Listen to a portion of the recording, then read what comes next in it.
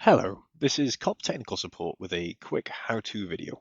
With the release of the version 5 firmware for NVRs and DVRs, I'm going to outline how to manually add IP cameras on this new version of firmware.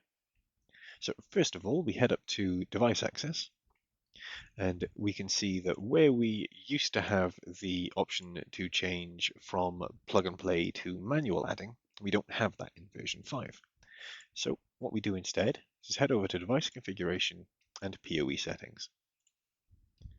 Now on this page with the network camera plug and play, we're going to disable as many channels as you need to add manually. In my instance, that's just one camera.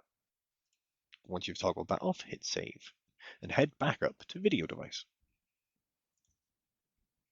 Now from here, you can either select the tick box next to your discovered camera and click Quick Add, as long as the IP address is in the same range as your NVR and the password is identical on both devices, this will add in.